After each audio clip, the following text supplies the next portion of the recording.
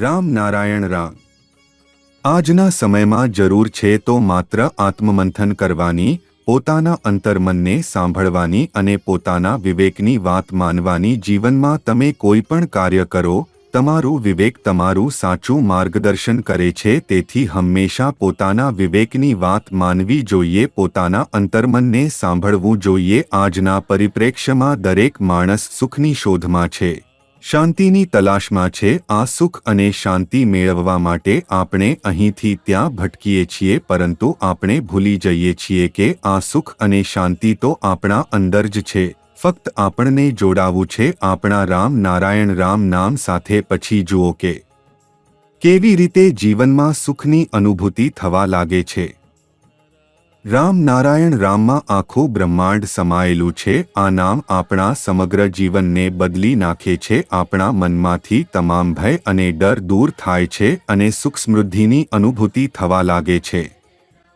આકાશે કુદરતનું સર્જન કર્યું, સર્જનમાંથી જ આખી સૃષ્ટિ ઊભી થઈ અને આ સૃષ્ટિમાંથી આપણે બધા ઊભા થયા। આ બધું એકબીજાથી જોડાયેલું છે। આ બધામાંથી આપણને ઊર્જા મળે છે, આપણું ચૈતન્ય જાગે છે અને આપણું વિવેક વિકસે છે। માણસ જે કંઈ કરે છે તે સાચું છે કે ખોટું છે તેનું નિર્ણય આપણું વિવેક કરે છે। આપણા અંદર રહેલું વિવેક એટલે જ આપણું મન, જે આપણને બધું કહી દે છે। જ્યારે આપણે કંઈ ખોટું કરીએ છીએ ત્યારે આપણું વિવેક તરત જ ચેતવણી આપે છે કે આ ખોટું છે, નહીં કરવું જોઈએ।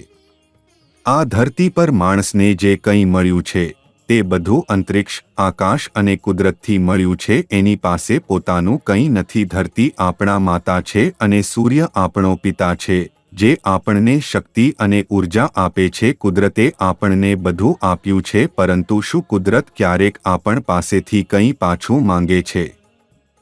સૂર્ય, ચાંદ, આકાશ અને ગ્રહતારાઓ આપણને જે આપે છે તે કદી પાછું માગતા નથી કે આપણ પર કોઈ ઉપકાર જણાવે છે। તો પછી માણસ કેમ એકબીજાએ ઉપકાર બતાવે છે? આ વ્યવહાર ખોટો છે અને એને સુધારવો જ જોઈએ। રામ નારાયણ રામ એ આવું નામ છે જે તમારું જીવન સુધારી શકે છે, તમારા સપનાઓ અને ઈચ્છાઓ પૂરી કરે છે, તમારું પોતાના અંતર્મન સાથે સાક્ષાત્કાર કરાવે છે। આ નામમાં એ શક્તિ છે કે જેમાં આખી સૃષ્ટિ સમાઈ ગઈ છે। જ્યારે તમે આ નામ જાપો છો ત્યારે તમારું પોતાને ઓળખવાનું યાત્રા શરૂ થાય છે। દુનિયામાં અનેક લોકો એવા છે જેમણે રામ નારાયણ રામ સાથે જોડાઈને માત્ર પોતાનું જ નહીં પણ સમાજના લોકોને પણ કલ્યાણ આપ્યું છે। આ નામ સાથે જોડાઈને લોકોના જીવનમાં નવી દૃષ્ટિ આવે છે અને એ નવી દૃષ્ટિ નવી ઊર્જા આપે છે, જે જીવનને સફળ બનાવે છે।